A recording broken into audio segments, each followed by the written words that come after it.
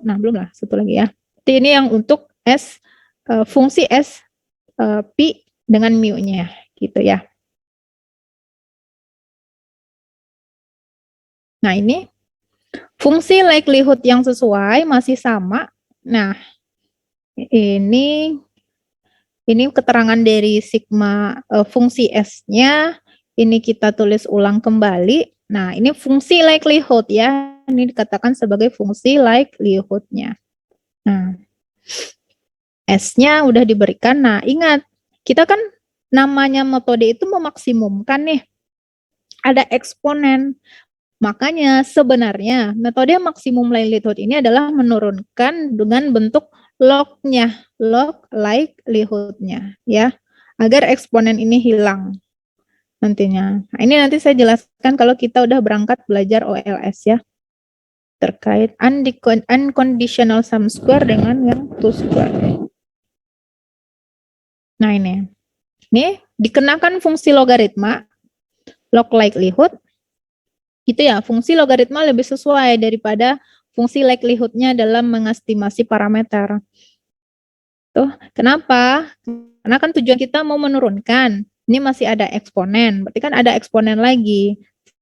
Kita maunya mengambil ini dengan mengambil ini. Idenya adalah dengan menyamakan setiap turunannya dengan 0 ya.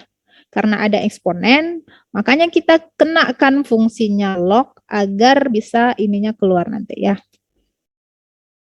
Nah, kalau dikenakan log kan hasilnya seperti ini nih.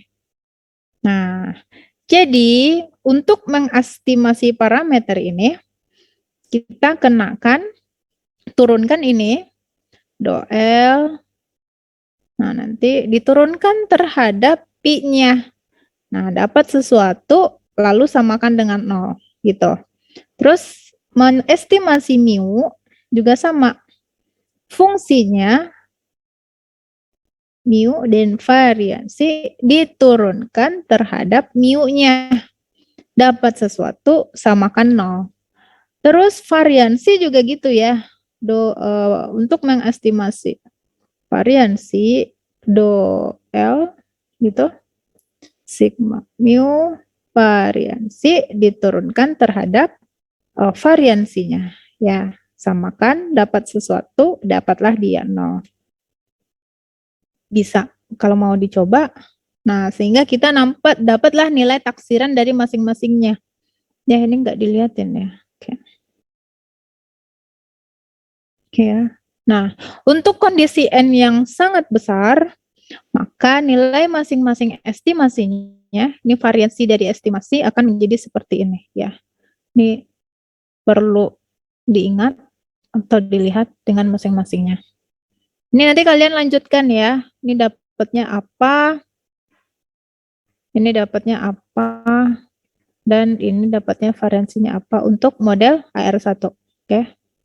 Harusnya nilainya tidak jauh berbeda dengan metode momen kita, karena nilainya masih di log 1 sebenarnya ya. Oke, jadi metode momen itu paling mudah dan bisa dipakai, tapi ada kondisi tertentu, misalkan di orde tertentu, dia nggak visible lagi untuk digunakan. Gitu. Makanya muncul metode-metode lain yang bisa mengestimasi secara bersamaan. Salah satunya adalah maksimum likelihood. Ada pertanyaan untuk konsep maksimum likelihood-nya? Bisa dipahami kah?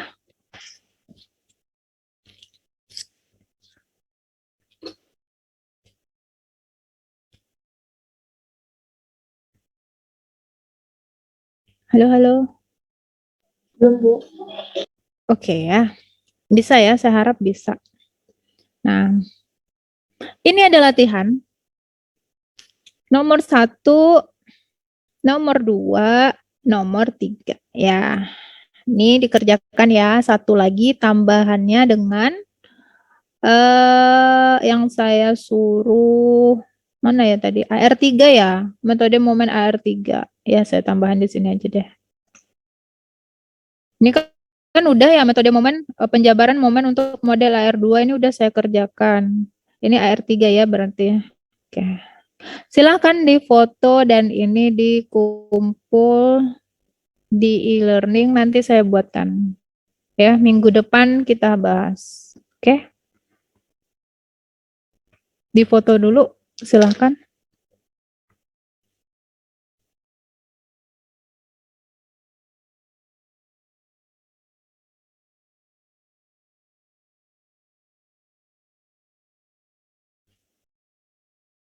Sudah?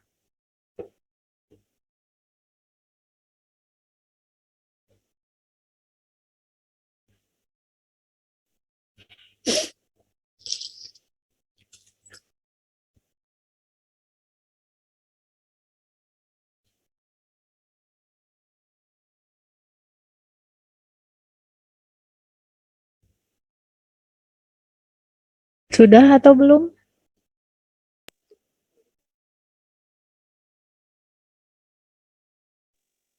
Sudah, Ibu. Oke, sudah difoto ya. Ini saya lupa. Kumpul e-learning maksimal Rabu depan ya. Rabu depan pukul 8. Oke. Ada kelas nggak? Nggak ada kan? Oke. Bisa ya. Nah, kalau tidak ada dan tidak ada pertanyaan, mungkin materi ini saya cukupkan sampai hari ini. Minggu depan latihannya kita bahas dan disambung dengan metode OLS ya. Karena bagian saya hanya bagian estimasi, dan minggu depan tolong diingatkan saya juga, harusnya saya menyampaikan pembagian kelompok terkait proyek besar. Seandainya saya lupa, nanti diingatkan ya di akhir pertemuan. Lalu pertemuan setelahnya atau 2 minggu setelahnya nanti sama Pak Dani, begitu. Saya stop share dulu. Ada pertanyaan? Itu info yang bisa saya sampaikan dulu.